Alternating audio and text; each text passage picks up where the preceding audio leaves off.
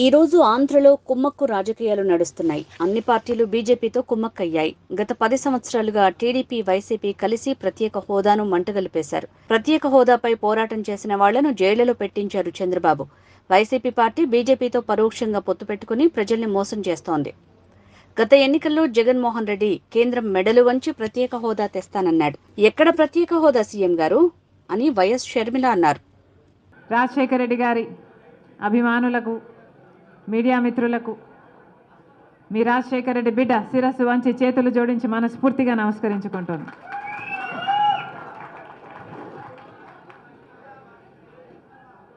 ఈరోజు ఆంధ్ర రాష్ట్రంలో కుమ్మక్కు రాజకీయాలు నడుస్తున్నాయి అనడానికి వేరే నిదర్శన అవసరం లేదు. ఉన్న పార్టీలు అటు పాలకపక్షమైన ప్రతిపక్షమైన బీజేపీతో కుమ్మక్కయ్యారు అనడం అబద్ధం అవుతుందా? గత 10 సంవత్సరాలుగా చూస్తున్నాం.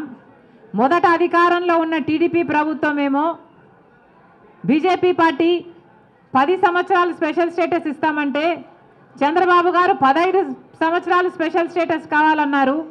అదే బీజేపీ పార్టీతో పొత్తు పెట్టుకున్నారు.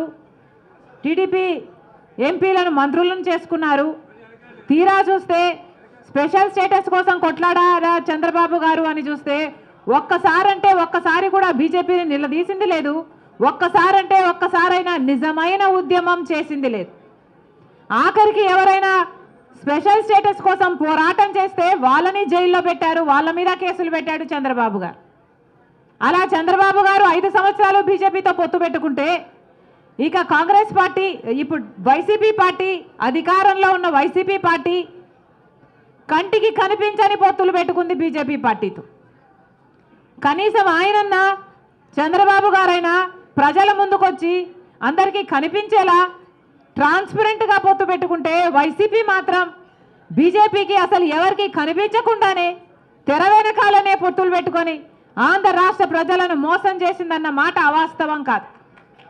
ప్రతిపక్ష నాయకుడిగా జగనన్న గారు ఎన్నిసార్లు ప్రతిరోజు ప్రత్యేక హోదా గురించి మాట్లాడారు.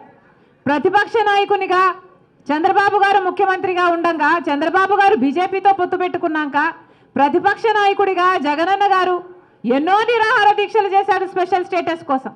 ఆ రోజు జగనన్న గారు అన్న మాట, మూకుమ్మడిగా అందరు ఎంపీలు రాజీనామా చేద్దాం, అప్పుడు బీజేపీ పార్టీ ఎలా స్పెషల్ స్టేటస్ ఇవ్వదో చూద్దాం అన్నారు. ఆ తర్వాత ఎన్నికలు వస్తే స్పెషల్ స్టేటసే నినాదంగా తీసుకొని జగనన్న గారు మొత్తం ఎంపీలను నాకు ఇవ్వండి, నా ఎంపీలను గెలిపించండి, నా ప్రభుత్వాన్ని తీసుకురండి, కేంద్రంలో స్పెషల్ స్టేటస్ ఎలా రాదో చూద్దాము, కేంద్రం మెడలు వంచైనా సరే స్పెషల్ స్టేటస్ తీసుకొస్తామన్న మాట అవాస్తవమా? తీరా అధికారం లేకొచ్చినాక ఒక్కటైనా నిజమైన ఉద్యమం చేశాడా జగనన్న గారు? ఒక్కసారైనా బీజేపీని నిలదీయడం కాదు కదా, కనీసం మాట వరుసకైనా స్పెషల్ స్టేటస్ ఏదండి అని ఒక్కసారైనా అడిగిన పాపాన పోలేదు. అసలు స్పెషల్ స్టేటస్ మనకు లేదు కదా, ఇప్పుడు స్పెషల్ ప్యాకేజీ కూడా లేదు. ఏమొచ్చింది విశాఖపట్నంకి? విశాఖపట్నం స్పెషల్ రైల్వే జోన్ చేస్తామన్నారు, ఇచ్చారా? ఉత్తరాంధ్రకు స్పెషల్ ప్యాకేజ్ అన్నారు, ఇచ్చారా? శుభ్రంగా ఉన్న ఉక్కు ఫ్యాక్టరీ, వైజాగ్ స్టీల్ ఫ్యాక్టరీ, అసలు వైజాగ్కే తలమానికం, అలాంటి దాన్ని తీసుకెళ్ళి ఇప్పుడు సర్వనాశనం చేస్తున్నారు. ఇక్కడే ఉంది గన్నవరం పోర్టు. రాజశేఖర రెడ్డి గారు ఉన్నప్పుడు గన్నవరం పోర్టు ప్రభుత్వానికి కూడా ఒక స్టేక్ ఉండాలి అని చెప్పి రాజశేఖర రెడ్డి గారి ఆలోచన చేస్తే 30 ఏళ్ల తర్వాత మళ్ళీ గన్నవరం పోర్టు ప్రభుత్వం చేతుల్లోకి రావాలి అని రాజశేఖర రెడ్డి గారి దాన్ని అలా డిజైన్ చేస్తే ఇప్పటికే 15 సంవత్సరాలు అయిపోయింది.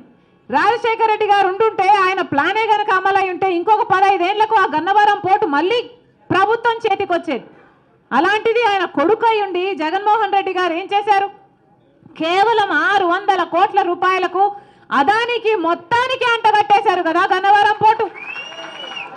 ఇప్పుడు ప్రభుత్వానికి ఏ స్టేకు లేదు, ప్రభుత్వం చేతికి ఎప్పటికీ రాదు, పూర్తిగా అప్పనంగా అప్పగించేశారు. ఎవరి సొమ్మును అప్పగించారు? ప్రజల సొమ్ము కాదా?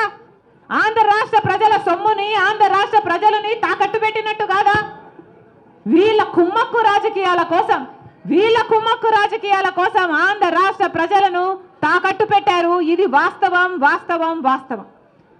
స్వలాభం కోసం ప్రజల ప్రయోజనాలను తాకట్టు పెట్టారు. ఆ రోజు రాజశేఖర రెడ్డి గారు ఉన్నప్పుడు ఎన్ని ఫ్యాక్టరీలు, ఎన్ని కంపెనీలను రాజశేఖర రెడ్డి గారు నిలబెట్టారు, ఎన్ని కంపెనీలను రాజశేఖర రెడ్డి గారు మునిగిపోకుండా కాపాడారు.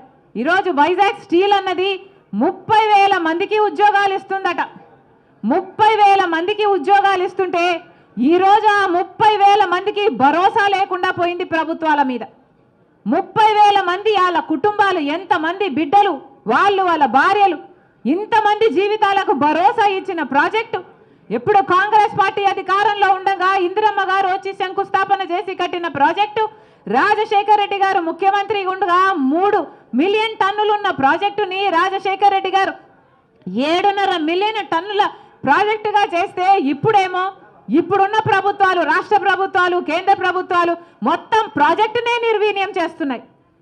కనీస లాభాలు రాకుండా, కనీసం ఆ ఉన్న వాళ్ళకి కనీసం ఈ భూములు మిగులుతాయని కానీ, కంపెనీ మిగులుతుందని కానీ భరోసా ఈరోజు లేదు అంటే అది కేంద్ర రాష్ట్ర ప్రభుత్వాల వైఫల్యాలు కాదా? ఆలోచన చేయండి.